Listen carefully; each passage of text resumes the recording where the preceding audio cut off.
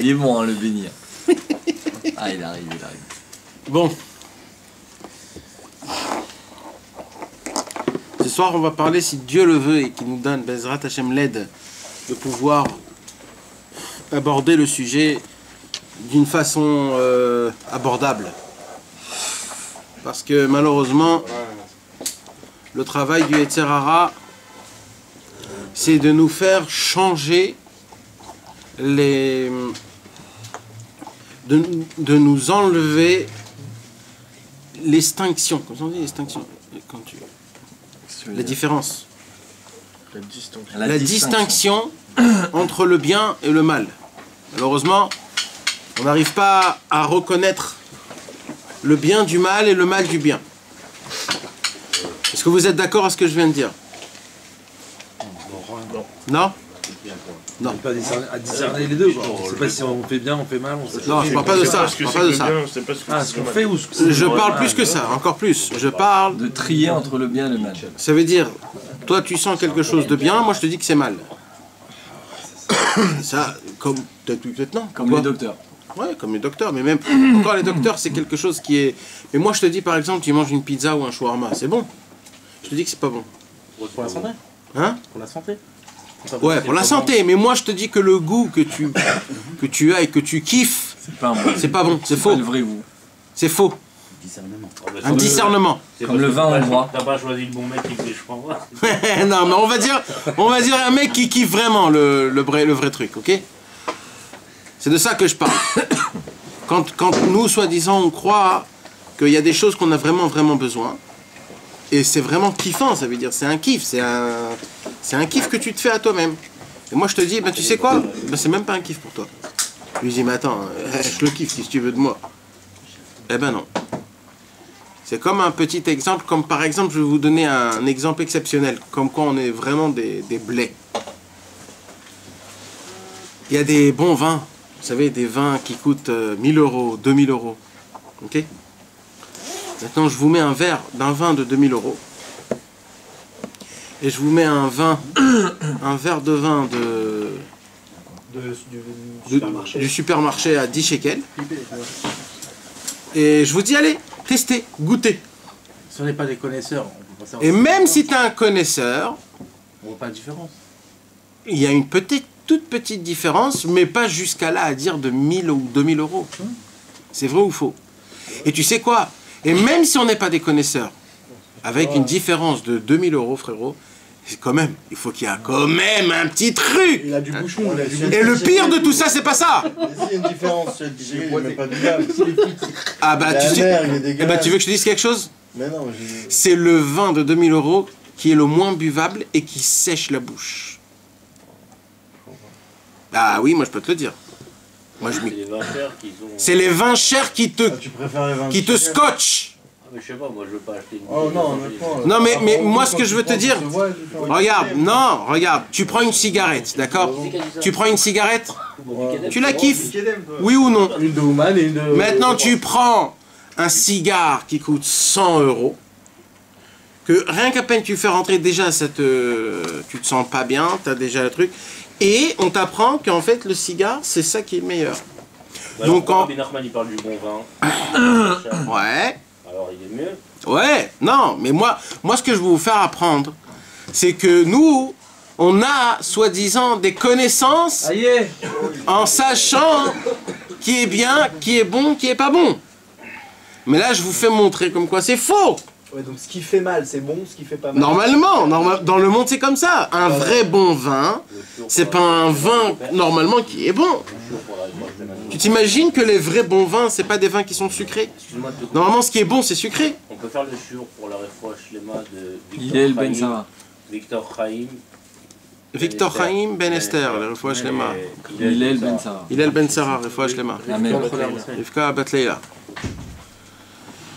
Donc, il y a des choses dans le monde que malgré ce que nous, soi-disant, on croit savoir, savourer, le kiff de ce monde, mais en fait, on n'a aucune connaissance à ça. Aucune. D'accord? Rabbi Nachman, il va nous apprendre ce soir, Bezrat Hashem, Comme quoi, on ne sait pas distinguer entre le bon du bien. Mais là, je parle pas dans la spiritualité. Là, je parle même dans la matérialité, même dans nos kiffs à nous, même dans la bouffe. Même dans l'argent, même avec nos femmes, même avec nos enfants.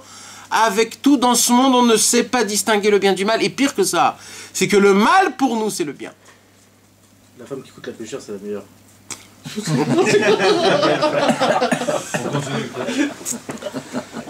Et ça, mes amis, c'est vraiment grave. Ben, c'est grave. Pourquoi? Parce que toute la Torah nous apprend quoi? D'essayer de se diminuer de ce monde. C'est-à-dire d'essayer de avoir le moins de proportions par rapport à ce monde. Pourquoi? Parce que ce monde, il attire que des mauvaises choses. Et ça t'enlève la Torah, ça t'enlève énormément de choses. Alors automatiquement, la Torah te dit c'est pas très bien. Maintenant, toute la guerre que le Yetzer Hara il te fait en fait, c'est quoi? C'est que non, ce monde il est bien. Mais Rabbeinu il vient, il te dit mais frérot, ce monde, même tel quel, il ne vaut pas ce qu'il vaut. Donc toute la guerre que tu as avec ton Yetzer Hara, c'est même pas une guerre. La guerre n'a jamais commencé, il n'y a jamais eu de guerre. Il n'y a jamais eu de guerre. Oui. C'est tellement facile d'être un Oved Hashem, il faut juste essayer d'agrandir nos sentiments et d'essayer d'être ouvert énormément. Et je vous répète encore une fois parce que c'est important que vous compreniez le... Attention d'être l'ennemi. Ça dépend... Oh, Vicky... C'est assaut d'être l'ennemi. Je parle... Non, c'est pas assaut. On parle pas de moutard ou assaut.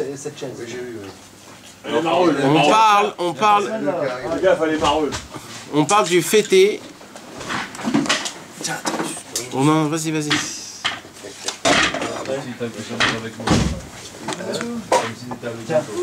Vous savez quel bois il est? C'est pas terrible. Là, ils sont rentrés dans mon cœur.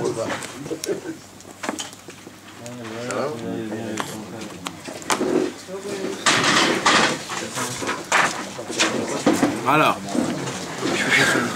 on parle pas de assaut moutard. Il n'y a aucun péché de kiffer ce monde. Non, parce qu'il y a un monde matériel. Et un est contre l'autre. Ça ne va pas les deux ensemble. Bah ouais. Si. Pas vrai. Vas-y, donne-moi un exemple. Quand tu fais une bracha, c'est du matériel. Quand tu fais une bracha, Ouais, mais je te parle... tu l'amènes dans le monde rouhni. Oui, mais moi je te parle pas de ça. Je te parle du mec qui kiffe vraiment la bouffe. Celui qui kiffe vraiment la bouffe, c'est très dur pour lui de faire une bracha avant. Tu verras. Par contre, les vraies personnes qui font des vrais brachot avant, c'est des gens qui sont un peu moins attachés au manger qu'ils font. Tu vas jamais voir un mec qui va kiffer, qui a été mazmine, un steak 300 grammes qui coûte 700 shekels. D'accord? Qu'avant qu'il mange ce steak là, il va fermer ses yeux, il va dire Baruch Ata Hashem Elokeinu Melech Haolam She'akol Niya Bidvaro. Et là il mange son steak.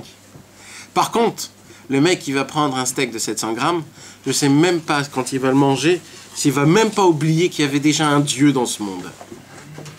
C'est vrai ou faux ce que je dis? C'est vrai. Par contre, tu vas voir un mec que le pauvre il n'a pas eu le temps, il s'est acheté un petit falafel, 3 petites boules comme ça. Lui il va se laver les mains, il va faire son bon Aneti Latiadaim, après il va faire son Birkat Amazon comme il faut. Pourquoi? Parce que lui il n'a pas fait de ça un monde, un Dieu. Il a dit bon d'accord, allez je vais commencer à... Et je mange parce que j'ai faim, voilà, j'ai besoin de manger, donc il fait son... Donc moi ce que je dis, c'est que ce monde-ci ne peut pas aller avec le monde futur. Ça ne colle pas. Il faut choisir. Plus tu es attaché à ce monde futur,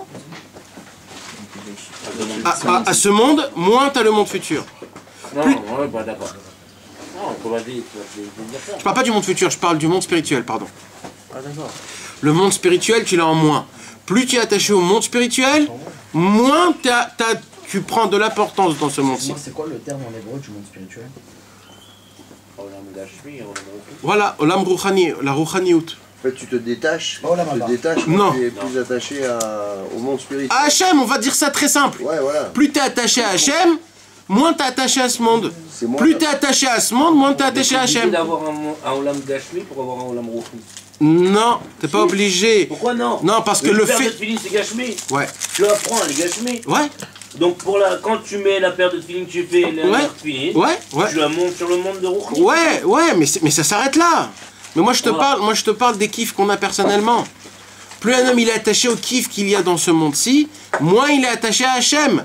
Parce que Hachem, c'est de la Il y spiritualité. a un kiff que j'ai moi, c'est pas le même que toi, toi. Ouais, mais ton kiff, c'est ton problème. Mon kiff, c'est mon problème. Chacun, il a son problème. Mais ton kiff à toi, c'est d'apprendre une page de Gemara. Ouais. J'ai ta faute, ok? Ouais, Moi, mon kiff, c'est d'aller, je sais pas, disons à la plage. ok? ouais. Un petit morceau de route, ok, vas-y. Ouais.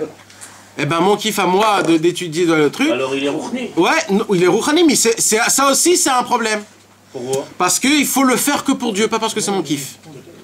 Mais si tu remets Je dois étudier la Torah, pas parce que c'est mon kiff.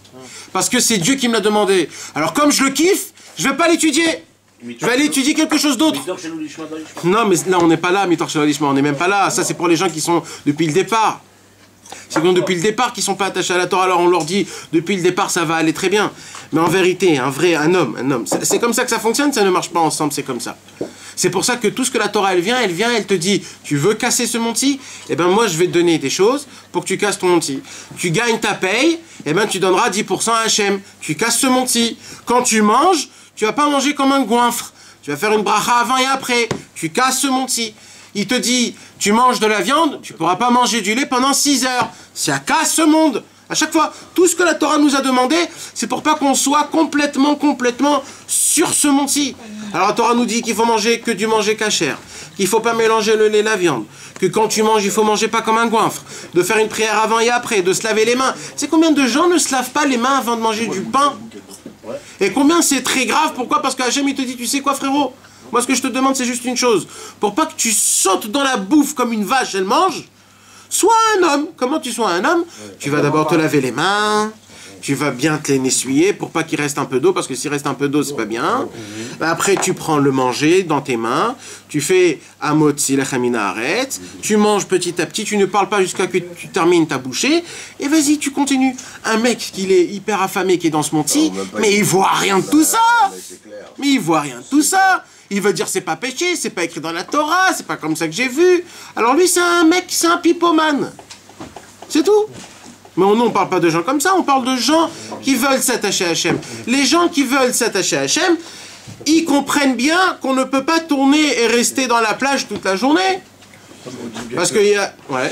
Que ce monde-ci, il a été fait pour comprendre ce qui se passe en haut. Ce monde-ci n'a pas été fait pour comprendre ce qu'il y a dans ce monde-ci. Ce monde-ci a été créé car grâce à ce monde-ci, tu pourras avoir le monde d'en haut. Tu pourras avoir ou tu pourras voir, tu pourras comprendre le monde. Non, on s'en fout de comprendre ou pas, on fait pas tout ça pour comprendre. Nous, on est au-dessus de la compréhension. Nous, on veut le vivre. Tu peux le vivre quand tu sauras vivre ici, tu pourras vivre en haut. Un mec qui sait pas vivre ici, il ne pourra pas vivre en haut. Et ça veut dire quoi, vivre ce monde-ci? Ça veut dire se préparer. Non. Se mettre des barrières, comment on dit? Des limites. Se mettre des limites. Un mec qui sait se mettre des limites à soi-même, c'est un mec qui pourra vivre en haut. Parce que le seul problème qu'on a dans ce monde, c'est les limites. Tu comprends ce que je dis? Parce que énormément de fois, on a des envies de voir, d'entendre, de sentir, de manger, de goûter, de toucher, de ressentir, etc., etc. Mais des fois, pas tout le temps c'est bon, pas tout le temps c'est comme il faut, pas tout le temps c'est ce que Dieu il veut. Et malheureusement, on en a ras-le-bol. Celui qui en a ras-le-bol, il ne pourra pas vivre en haut, parce qu'en haut, c'est un monde de comment on dit, pas de se lâcher, l'inverse de se lâcher. De retenue. De retenue. Je peux voir une écoute avec toi. Je te donne un exemple, je prends ta personne. Non, ne prends pas ma personne à moi. Si, laisse-moi prendre ta personne. Non. Je vais t'expliquer sur un truc simple. Non, mais c'est important. T'as envie de manger. Ouais. D'accord? Quoi qu'il arrive, que le sandwich il peut rester devant toi pendant 5 heures, tu vas faire des tchatchadaïs. Oui. Tu vas faire Barkat Amazon. Oui. Donc voilà, qu'est-ce qu'il y a d'exceptionnel? Alors, qu'est-ce qu'il y a d'exceptionnel, c'est qu'après que j'ai fait ça, je le mange comme un goinfre. Tellement c'est bon. Ok, ça, base. Non, jamais de la vie. Jamais de la vie. Jamais.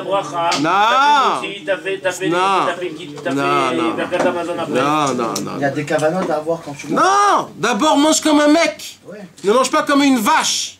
C'est le plus simple d'abord. Ça veut dire quand tu manges, La seule kavana que tu dois avoir, c'est de manger parce que j'ai faim, c'est tout.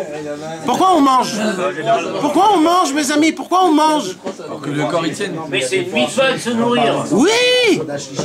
Non, je parle pas de Shabbat. Viens, on parle pas de Plaisir à Shabbat. manger, de vouloir plaisir à se manger. On mange, on parle pas de Shabbat. On mange dans... Pourquoi on mange? Mais non, pour se nourrir. Ça se passe bien. Mais pour se nourrir. De manger comme ça, Stam? Manger Non, après que tu Non, c'est écrit nulle part, ça. Tu manges pour vivre. Tu manges pour vivre. Ouais, mais est-ce que tu manges vraiment pour vivre? Pas pour kiffer, pour vivre. Si tu manges pour vivre, alors mange du pain, de l'eau et un peu de trina. Alors voilà. On dit que la manne, lui, tu mangeais et tu pouvais choisir n'importe quel goût que tu voulais. Non, c'est pas ça exactement. C'est pas ça exactement. Il m'a dit on se nourrit pas avec une soupe. Si, chez Cofix, c'est pour ça que j'ai